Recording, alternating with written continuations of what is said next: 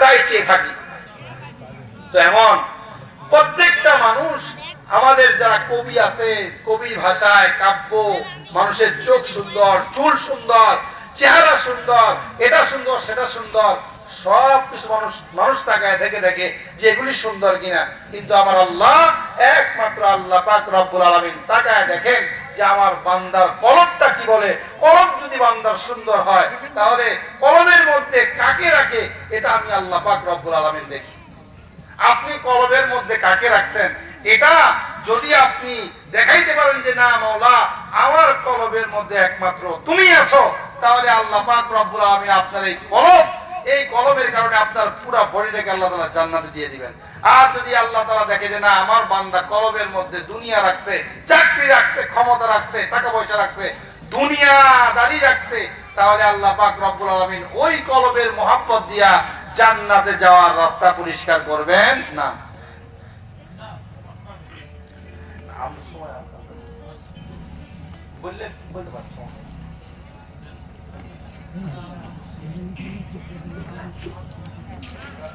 টাঙ্গাইলপাড়া দারুল উলুম ইসলামিয়া মাদ্রাসা কর্তৃক আয়োজিত বার্ষিক ওয়াজ মাহফিলের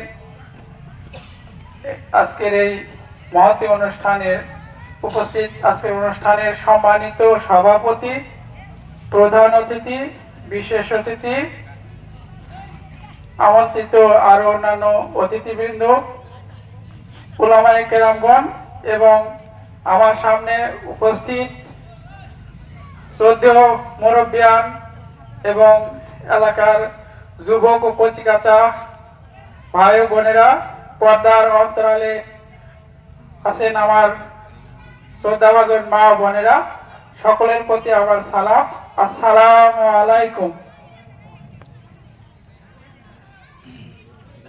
সম্মানিত সুধী, আপনাদের অবগতির জন্য দু একটি কথা আপনাদের সামনে আমি তুলে ধরছি এই মাদ্রাসা প্রসঙ্গে। এই জালালাবাদ টাঙ্গাইলপাড়া দারুল উলুম ইসলামিয়া মাদ্রাসার যাত্রা শুরু হয়েছিল 2022 সালে। একটি ভাড়া বাড়িতে এই মাদ্রাসার কার্যক্রম শুরু হয়েছিল। তো প্রায় 1 বছর ওই ভাড়া বাড়িতে আমরা মাদ্রাসার শিক্ষা কার্যক্রম চালিয়ে নিয়েছিলাম। পরবর্তীতে এলাকার মানুষ সিদ্ধান্ত নিল যে ভাড়া বাড়িতে মাদ্রাসা পরিচালনা করা অনেকটা ব্যয়বহুল, শিক্ষকদের বেতন দেওয়া, ছাত্রছাত্রীদের বোর্ডিং এর খরচ, এগুলো বিবেচনা করে আমরা মাদ্রাসাটিকে ওই ইসমাইল ভাইদের ওই তালপট্টির ওখানে একটা মসজিদ আছে, সে মসজিদে স্থানান্তর করি। যে মসজিদে ওখানে অল্প কিছু সংখ্যক লোকজন নামাজ পড়তো, ওই তাদেরই সম্মতিতে আমরা মাদ্রাসাটা ওখানে স্থানান্তর করেছিলাম। তো অদ্যাবধি 2022 থেকে এখন 25 সাল এই মাদ্রাসার কার্যক্রম ওই মসজিদে চলছে। আর্থিক সংকটের কারণে আমরা এখনো মাদ্রাসার পরিপূর্ণ তা পাইনি। মাদ্রাসার জমি ক্রয় করা হয়েছিল আমাদের এলাকাবাসীর উদ্যোগে, 12.5% জমি, অর্থাৎ এই যেখানে আজকে মাহফিল অনুষ্ঠিত হচ্ছে এই জমিটা আমরা ক্রয় করে নিয়েছি 5 লক্ষ টাকায়। আর জমি কিনা হয়েছিল 2024 সালে। 2024 সালের শেষ নাগাদ আগস্ট মাসে আমরা জমিটা রেজিস্ট্রি করে নিয়েছি মাদ্রাসা নামে। তার পরবর্তীতে আমরা সিদ্ধান্ত নিই যে এই জমিতে আমরা মাদ্রাসা কার্যক্রম পরিচালনা করার জন্য একটা অস্থায়ী ভিত্তিতে ঘর তৈরি করতে চেয়েছিলাম, টিনের আপনার হলো ছাপরা দিয়ে। এলাকাবাসী সিদ্ধান্ত নিল যে ছাপরা ঘরে কার্যক্রম পরিচালনা করার চাইতে আমরা কিছুদিন আর ওই মসজিদেই থাকি, আর এখানে আমরা কিছু দেখি ইটের ঘর তৈরি করতে পারি কিনা। যাই হোক, পার্শ্ববর্তী এলাকার সহযোগিতা এবং আরো কিছু বিভিন্ন এলাকার লোকদের নিয়ে আমরা মিটিং করেছিলাম, তাদের সম্মতিতে আমরা কিছু অনুদান আমরা পেয়েছিলাম 50,000 টাকা। বিশেষ করে আমাদের ইঞ্জিনিয়ার ইউসুফ সাহেব আমাদেরকে অনেকটা আর্থিকভাবে সহযোগিতা করছে। এ পর্যন্ত তার এক ভাই তানভীর ভাই, তার সাথে চাকরি করে আর কি। সেই ভাই আমাদেরকে মোটামুটি 2 লক্ষ টাকা অনুদান দিয়েছিল। তারই অনুদান আর এলাকার আর্থিক সহযোগিতা এগুলো নিয়ে আমরা এই ঘরটা শুরু করি। তো যাই হোক, আপনারা দেখতে পাচ্ছেন যে বিল্ডিংটার ধারী পর্যন্ত করতে আমরা সমর্থ হয়েছি। এখন আর্থিক দৈন্যতার কারণে কাজ বন্ধ রয়েছে। আমাদের মাননীয় চেয়ারম্যান সাহেব আমাদের জালসায় আজকের প্রধান অতিথি হিসাবে উপস্থিত হয়েছে। তার কাছে আমার আকুল আবেদন, আমার শ্রদ্ধাভাজন আমার শিক্ষক জনাব মোহাম্মদ রফিকুল ইসলাম অধ্যক্ষ স্যারও আছেন। তার মাধ্যমে উনি একটা বড় দলের প্রতিনিধি, আমি জানি। ওনার কাছে আমার আকুল আবেদন থাকবে, আমরা যেটা মাদ্রাসার কার্যক্রম শুরু করেছি এটা যেন সমাপ্ত করতে পারি, সেই শুভকামনা এবং সুদৃষ্টি তার কাছ থেকে আশা করছি। আর এলাকার মানুষের অনেকটাই সাড়া আছে এই প্রতিষ্ঠানটির প্রতি। এলাকার যেহেতু গরিব দরিদ্র এলাকা, কেউ হয়তো মোটা অঙ্কের টাকা এভাবে দান করতে পারছে না, কিন্তু আন্তরিক সহযোগিতা, তাদের কায়িক পরিশ্রম ইত্যাদির মাধ্যমে আমরা এই জমিতে মাটি ভরা এবং এ পর্যন্ত আজকে অগ্রসর হতে পেরেছি। সকলের আন্তরিক ইচ্ছা আর কি, সকলের মনের একটা চাওয়া যে আমাদের এলাকায় যেন এই হাফেজিয়া মাদ্রাসাটা প্রতিষ্ঠিত হয়। তো মাদ্রাসাতে বর্তমানে ছাত্র সংখ্যা হাফেজিতে আছে 22 জন, আর নুরানি সিস্টেম চালু আছে, নুরানিতে আছে প্রায় 40 জন। ওই ইসমাইল ভাইয়ের যে মসজিদটা, ওখানে আমরা একটু মাঠের মতো সংস্কার করে নিয়ে গাছের তলায় ক্লাস, তারপরে বারান্দাতে ক্লাস, মসজিদের ভিতরেও ক্লাস হয় হাফেজ ছাত্রদের। এভাবে আসলে খুবই একটা কঠিন পরিস্থিতি এই মাদ্রাসা কার্যক্রম পরিচালনা করা। যেহেতু আমরা সিদ্ধান্ত নিয়েছি এখানে আসার, কিন্তু ঘরটা তো না হলে আমরা আসতে পারতেছি না। এই জন্য এলাকার আমার চেয়ারম্যান সাহেব প্রতিনিধির কাছে আমি আকুল আবেদন জানাচ্ছি, তিনি তার সুদৃষ্টি দিয়ে যেন মাদ্রাসাটাকে আমরা সম্পূর্ণ করতে পারি, সেই আর্থিক সহযোগিতা আমাদেরকে করবেন। আর এলাকাবাসীর প্রাণের দাবি, এই প্রতিষ্ঠানটি হলে এখান থেকে যারা ছাত্রছাত্রী কৃতি ছাত্র হাফেজ, এবার আমাদের একটা সৌভাগ্যের বিষয়, আপনারা জেনে খুশি হবেন, এই আমাদের মাদ্রাসা থেকে আজকে 2 জন হাফেজ পাগড়ি পাবে। তারা হাফেজি সম্পন্ন করতে পেরেছে, তাদের জন্য দোয়া করবেন। আরো যারা এলাকার ছাত্র হাফেজ হিসাবে মাদ্রাসায় পড়তে আসতেছে, তারা যেন তাদের শিক্ষা জীবন সমাপ্ত করতে পারে, আমাদের এই ক্ষুদ্র প্রতিষ্ঠানটি যাতে একদিন উত্তরোত্তর আলোর মুখ দেখতে পারে, সেই দোয়া সকলের কাছে চেয়ে আমি আমার সংক্ষিপ্ত বক্তব্য শেষ করছি। আল্লাহ হাফেজ। বিসমিল্লাহির রহমানির রহিম। টাঙ্গাইলপাড়া দারুল উলুম ইসলামিয়া জামে মাদ্রাসার উদ্যোগে আয়োজিত আজকের এই ইসলামী মাহফিলের সম্মানিত সভাপতি জনাব মোহাম্মদ ইউসুফ আলী ইঞ্জিনিয়ার সাহেব, মঞ্চে উপবিষ্ট আছেন বাংলাদেশ জাতীয়তাবাদী দল নাটোর জেলা শাখার সংগ্রামী সভাপতি এবং নাটোর 2 আসনের নির্বাচনী পরিচালনা কমিটির সম্মানিত সভাপতি জনাব মোহাম্মদ রফিকুল ইসলাম সাহেব। প্রধান অতিথি হিসাবে উপস্থিত আছেন কাফুরিয়া ইউনিয়ন বিএনপি ইউনিয়নের সংগ্রামী চেয়ারম্যান জনাব মোহাম্মদ আবুল কালাম আজাদ। উপস্থিত আছেন আমাদের এই ওয়ার্ডের কৃতি সন্তান জালালাবাদ হাই স্কুলের শিক্ষক জনাব সাদেক আলী সাহেব।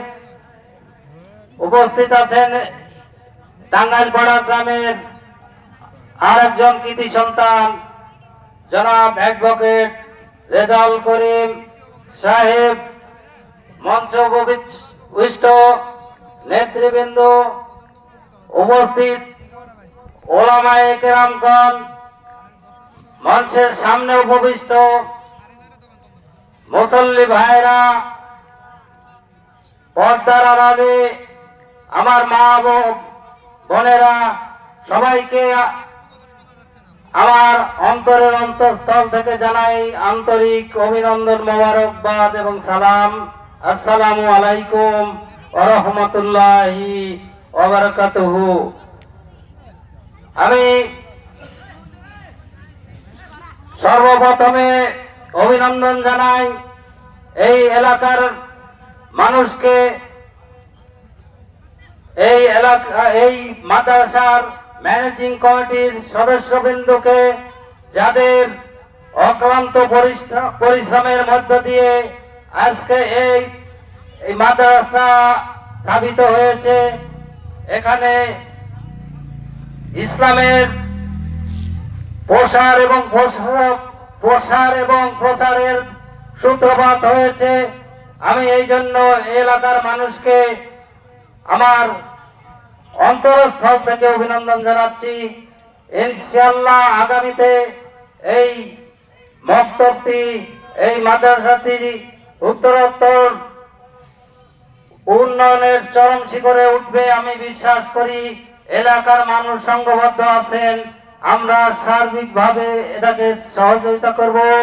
আমাদের চেয়ারম্যান আছেন, আমরা সবাই এলাকার মানুষকে সাহায্য সহযোগিতা করব। তো আমি ইসলামের প্রচার এবং প্রসারের জন্য আজকের যে এই ধরনের সমাবেশ দরকার, ইসলামী আলোচনা দরকার, মাদ্রাসা দরকার, যেখানে ইসলামের আলোচনা হয়, যেখানে ইসলামের কথা হয়, সেই এলাকার মানুষ আসলে ইসলামের দিকে ধাবিত হয়। বর্তমানে দেখা যায় আমাদের অধিকাংশ ছেলে মেয়ে মোবাইল নিয়ে তাদের জীবনকে ধ্বংসের দিকে নিয়ে যাচ্ছে, তারা বিপথে চালিত হচ্ছে। অধিকাংশ সময় তারা মোবাইল টিপাটিপি করে তাদের মূল্যবান সময়কে নষ্ট করে ফেলছে। তো এই আজকে যে ইসলামের আলোচনা হচ্ছে, এই আলোচনায় দেখেন দোকানপাটে অনেক মানুষ, কিন্তু মাহফিলের মজলিসে খুব কম। কারণ ইসলামী জ্ঞান, ইসলামী ধ্যান ধারণা তাদের মধ্যে ঢুকে নাই। কারণ আমরা ব্যর্থ, আমরা যারা গার্জিয়ান আছি তারাই ব্যর্থ। তো এবারে আমি আর ওদিকে আমার কথা অগ্রসর না করে আমি বক্তব্যের মধ্যে চলে যাচ্ছি।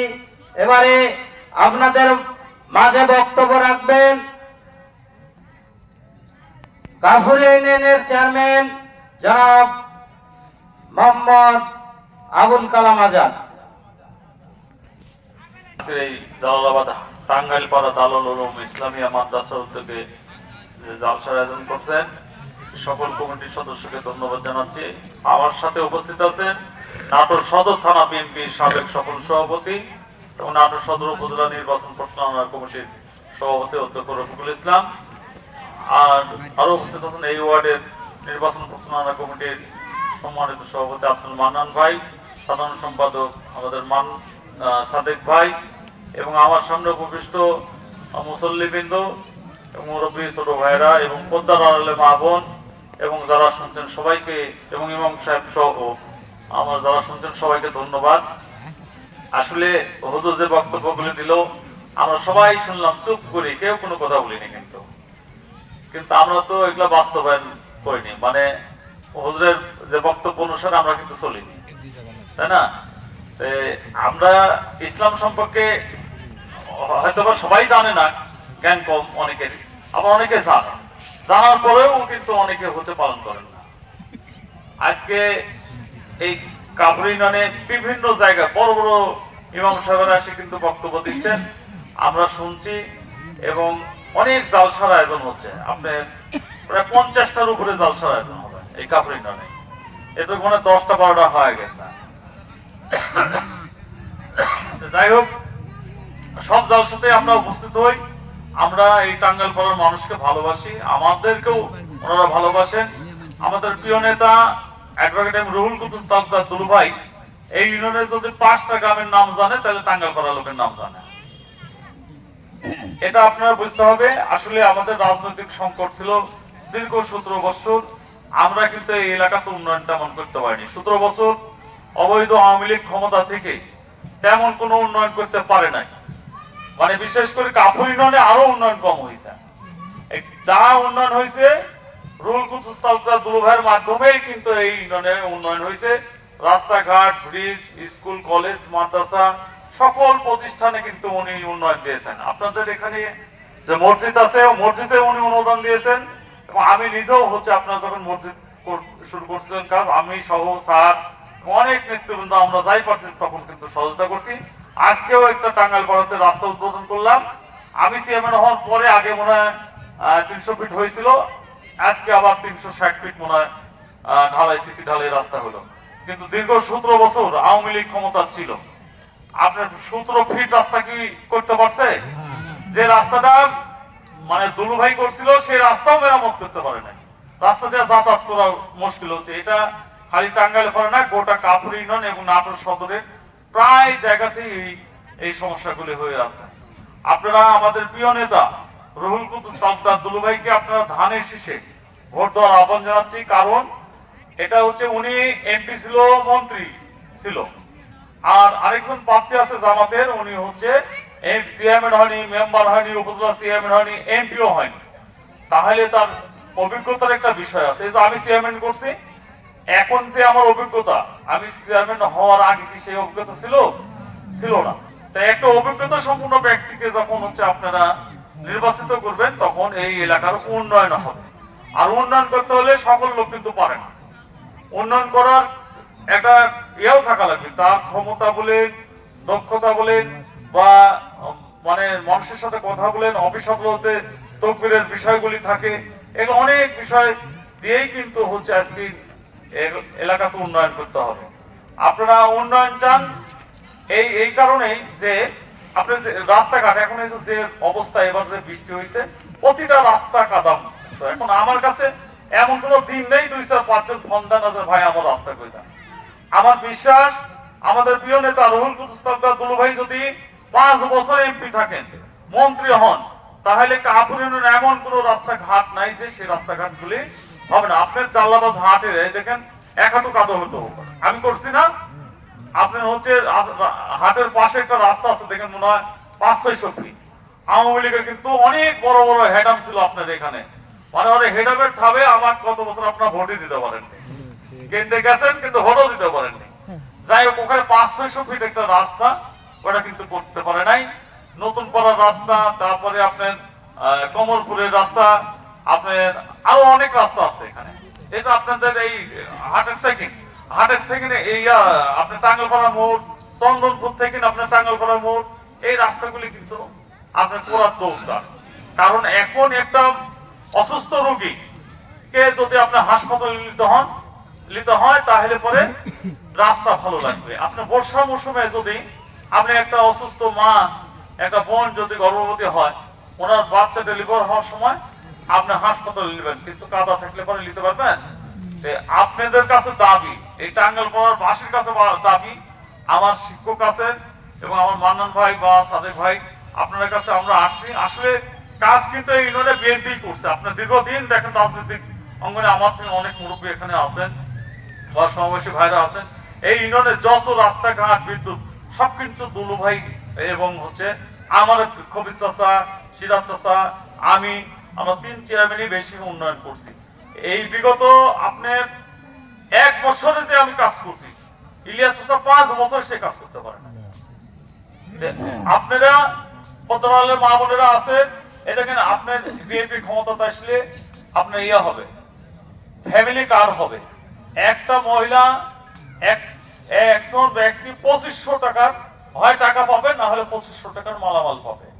এটা সারা বাংলাদেশে 50 লক্ষ পরিবারের মধ্যে এটা হচ্ছে বিতরণ হবে। কৃষি কার্ড হবে, আগে আগে যে কৃষি কার্ডগুলি ছিল ওটা বাতিল হবে, হয় ডিজিটাল কৃষি কার্ড হবে এবং সার বীজ যেগুলো ন্যায্য মূল্যে পাওয়ার দরকার সেগুলো পাবে। আমাদের তারেক রহমান 31 দফার মধ্যে এগুলা দিয়েছেন। কেন দিয়েছেন? এই দেশটা হচ্ছে কৃষি নির্ভরশীল দেশ, কৃষক যদি উপকৃত হয় দেশ ভালো থাকবে। তাই আমি বলছি আপনাদের কাছে বক্তব্য বেশি বাড়াবো না। উন্নয়নের কথা বলছেন মাদ্রাসা, আমি 1 টন বরাদ্দ আমার ব্যক্তিগতভাবে একটা টিআর